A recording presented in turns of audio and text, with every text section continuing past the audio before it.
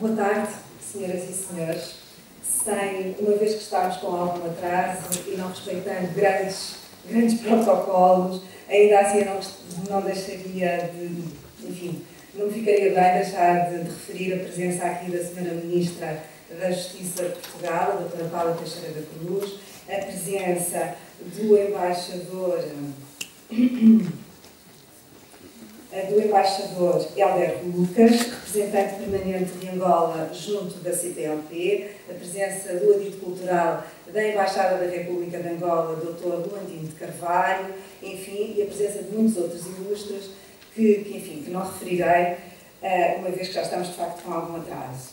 O motivo que aqui nos reúne hoje é então das comemorações do Dia da Cultura de Angola, e a Casa da Cultura de Angola, Velvícia, preparou este congresso, que é sobre a égide Angola, século XXI, desenvolvimento, cidadania e cultura, que decorrerá nos dias de hoje e da manhã. Aproveito para convidar os aqui presentes para estarem também nos trabalhos que decorrerão neste mesmo auditório, amanhã, a partir das 9 horas.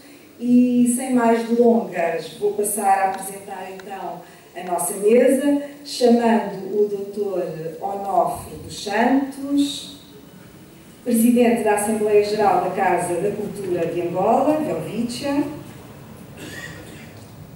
a doutora Paula Teixeira da Cruz, já referi, Ministra da Justiça do Governo de Portugal,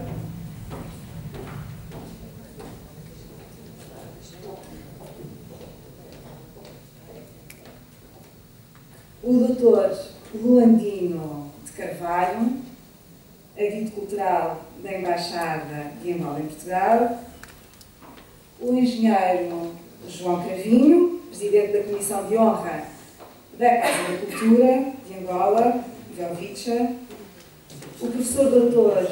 Dinis da Gama, Presidente do Conselho Científico da Casa da Cultura de Angola, a doutora Eduarda Ferronha, por favor, Presidente da Direção da Casa da Cultura de Angola, e, por último, o professor Dr. Manuel Damásio, Presidente do Conselho de Administração do Grupo Lusófona, que completará a mesa. Vamos, então, dar início aos trabalhos. Agradeço que desliguem os telemóveis.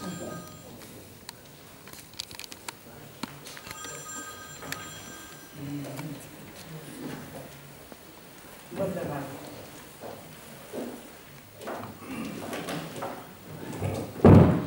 Muito boa tarde. Muito obrigado por estarem aqui conosco. Como sabem, estou aqui apenas porque sou o Presidente da Assembleia Geral desta Casa da Cultura Angolana, Velvícia. Tenho a certeza que, muito melhor do que eu, a Presidente da Direção, que é a alma realmente desta associação, irá dizer-vos as palavras mais certas. A mim apenas me cumpre dizer que a associação está muito honrada pela presença da Sra. Ministra da Justiça de Portugal, que também é uma natural de Angola, e por todas as pessoas que estão presentes e que realmente nos honram muito com a sua presença, alguns deles colegas desde o tempo da infância em Angola. A Casa da Cultura Angolana, no fundo, gostaria, e tem esse objetivo, de promover em Portugal, fora de Angola, a curiosidade, o interesse, a reflexão sobre assuntos que realmente estão por descobrir naquele país que eu penso que em África, falando português, é o país com mais, isto deve ser uma música que ficou retardada, tem tantas potencialidades e tantas coisas para descobrir.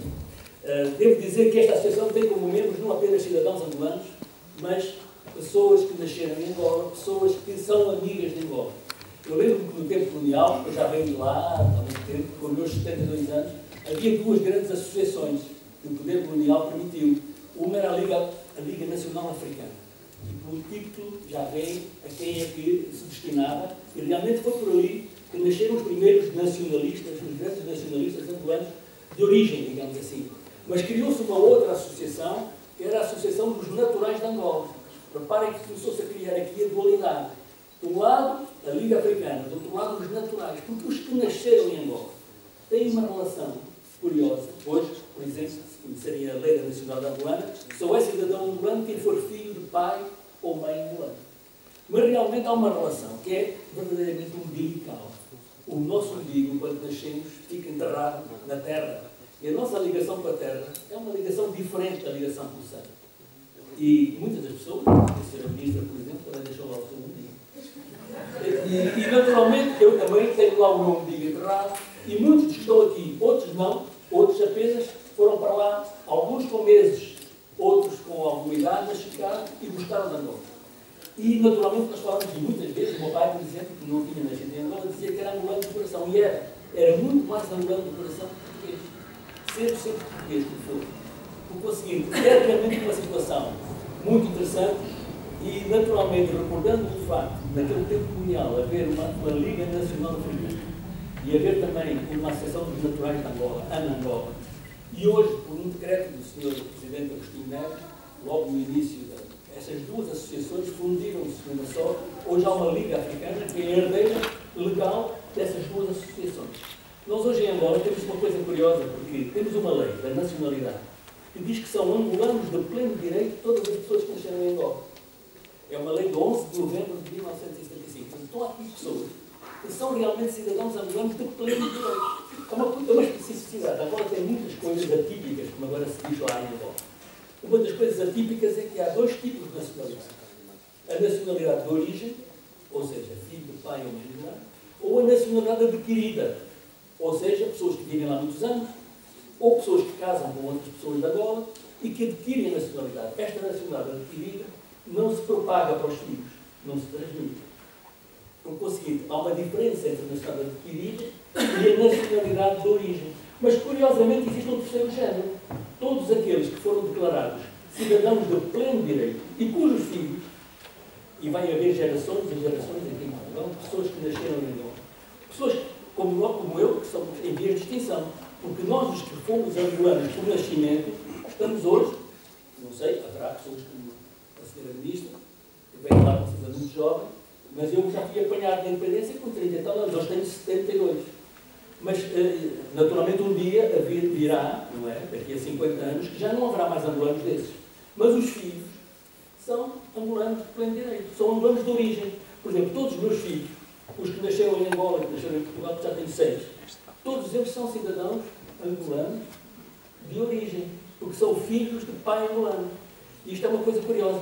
Era interessante saber quantos angolanos de origem, filhos de angolanos que adquiriram a nacionalidade pelo facto de terem nascido em Angola, até pelo menos 1984, porque em 1984 a lei da nacionalidade mudou e passou a consagrar apenas os jus sanguinis, deixou de valer o jus soli, mas a verdade é que o jus soli até 84 foi a regra fundamental. E todos aqueles que nasceram em Angola, os seus filhos, estejam eles onde estiverem, são cidadãos angolanos. O que não têm é documentação angolana. O que, do ponto de vista prático e administrativo, torna muitas vezes as coisas difíceis. Eu aqui há tempos, eu estava com a minha nora, jovem, uma miúda, com 21 anos ou 22, e sei que ela nasceu aqui, portanto, não fazia ideia nenhuma que ela pudesse, alguma vez, considerar-se angolana. Porque eu disse, olha, o meu filho é angolano. E ela coitada para mim, de repente fui à casa dela e o avô dela, um velhinho, é assim como eu, disse-me assim, sabe que eu nasci em Angola. Eu fiquei muito admirado. Sim, o meu pai era militar naqueles tempos coloniais, já nos princípios do século passado, e eu nasci lá. Quer dizer, eu cheguei à conclusão que pela lei angolana, aquele senhor velhinho que estava ali numa aldeia da Serra, era cidadão angolano por nascimento e por lei da nacionalidade, 12 de novembro, cujos direitos são respeitados por todas as leis da nacionalidade que foram publicadas desde então. Já foram 4 ou 5 e acontece que, porventura, os filhos dela são cidadãos angolanos de origem. Porque aquela miúda, minha nora, sem o saber, era cidadã angolana. E deve haver muitos cidadãos angolanos. Eu acho que Angola realmente teria muito a ganhar se um dia conseguisse recuperar todos esses filhos que estão por aí perdidos. E de alguma maneira criou-se uma dicotomia entre os angolanos de fora e os angolanos de dentro. Os que estão lá dentro sentem que suportaram tudo, suportaram aqueles anos de guerra civil, aquelas dificuldades todas, não haver coisas para comer, as pessoas viverem mal. Enquanto agora, e as coisas estão muito bem, Angola se tornou um país muito desenvolvido e com grande promessa de futuro, não há dúvida nenhuma que é talvez o número 1 em África em termos de promessa. Agora, muita gente quer voltar e quer conseguir os documentos. E há uma grande dificuldade nisso. Porque se exige um bilhete de identidade do pai, o pai nunca se preocupou com isso, não tem um bilhete de identidade. E por razões burocráticas e administrativas, este problema tem sido enterrado. Mas uma coisa que não pode ser alterada é a lei. E quando a lei atribui nacionalidade a alguém, a própria Constituição diz que nunca pode a nacionalidade ser retirada. Mas, enfim, isso são outras histórias que podem ser um dia verificadas. Mas é curioso ver que nos estatutos desta Associação Helvetia se diz que são membros naturais de Angola, o que não quer dizer que seja cidadão de Angola.